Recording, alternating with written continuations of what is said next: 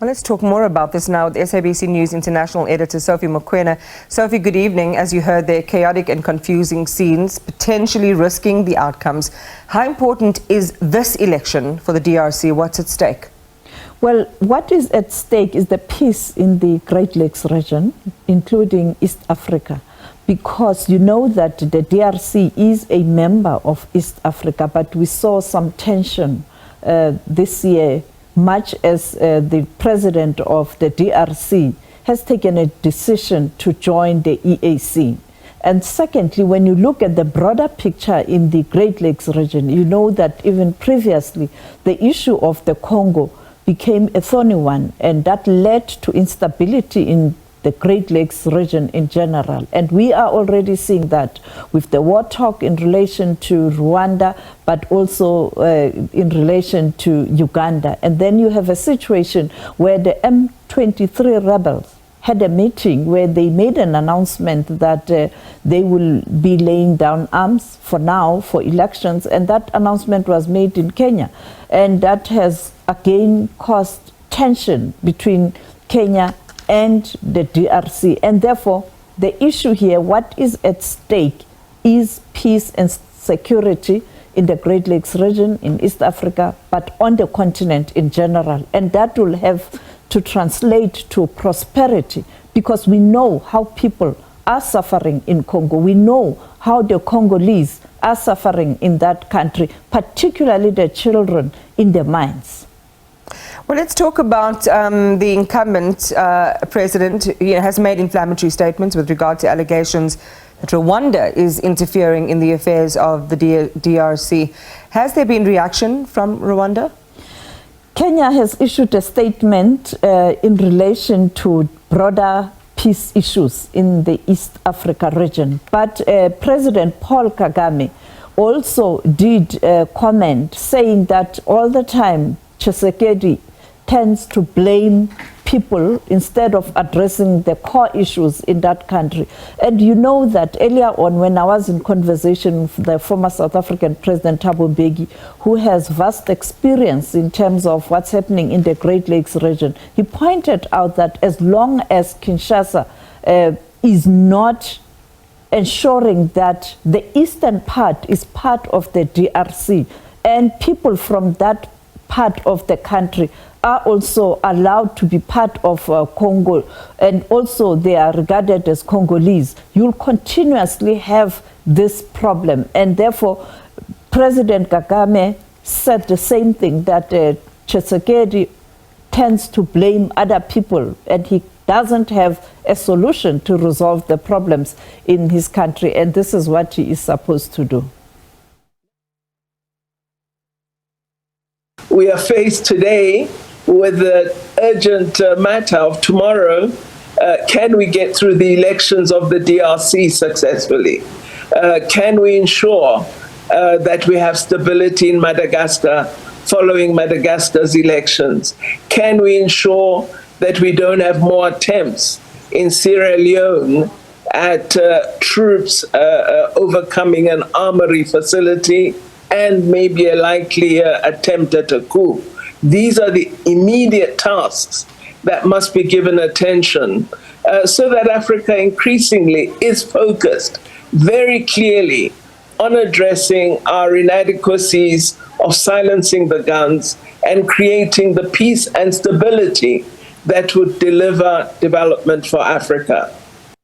Hopefully at this time, Sophie, we can build on that, on some of the other interests around the outcome of this election. But we know that whoever wins the most votes in the first round will become president. There isn't expected to be a runoff. Tell us about the main contenders fighting to take the reins from Tshisekedi and the campaign that they've been waging to emerge victorious, especially in the underrepresented arena of female representation in politics, and contender Marie-Josie Ifoku. Well, you are correct. Let's start with the issue of women. This has become a trend on the continent. Actually, women have regressed on the continent, where you see very few women are challenging these positions, because when men are fighting, male candidates are fighting for leadership, women tend to be used as people who must vote for them.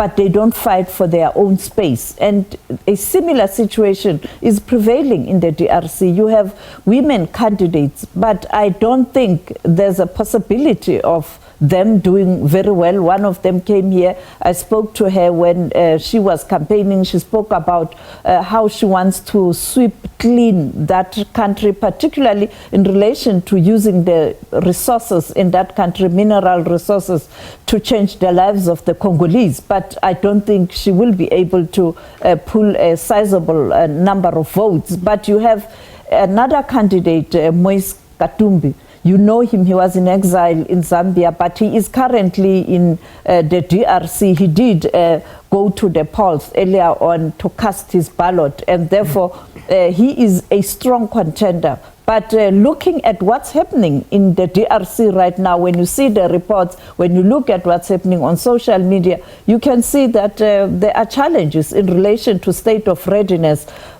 for the Electoral Commission. And on the other hand, you have a situation where the Kenyan Defense Force and other troops are now leaving the DRC today. They'll be back in their home soil tomorrow. South Africa arriving last week Sunday, and other forces from other parts of the SADC region. So there are so many challenges. And I think the Minister of International Relations, Dr. Naledi Pandor, summed it well when she said to me yesterday, the biggest problem we have right now in terms of peace and security on the continent is the weakness of the AU, where you give responsibility to the regional organizations and they can't resolve the problems. And therefore, this is one story that we must keep monitoring.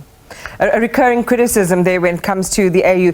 We've got to quickly squeeze in this one because it is important. We cannot underestimate the foreign interest in these elections and in who wins, given the enormous natural resources the country is endowed with. Widen the aperture for us, Sophie. What are some of the political players internationally that are invested here? We know the United States of America has been talking and monitoring the elections in the DRC.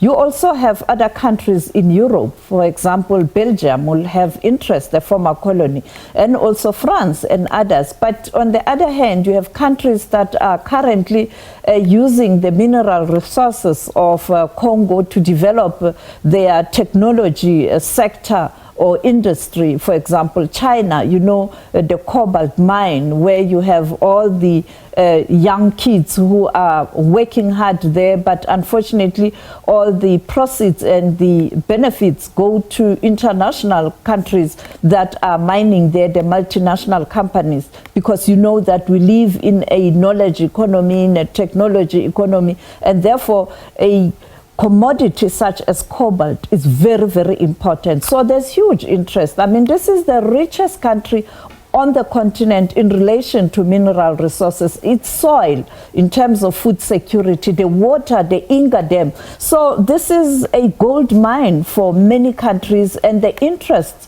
will continue, and therefore the instability also coming from international interference and interest will continue, including even on the continent, and those countries on the continent taking sides with certain international multinational companies and other countries. And therefore, that's a problem. It's a serious problem. Well, we'll see what happens come New Year's Eve, Sophie. That's when a result is expected. Thank you for that. SABC News International Editor, Sophie Mokoena.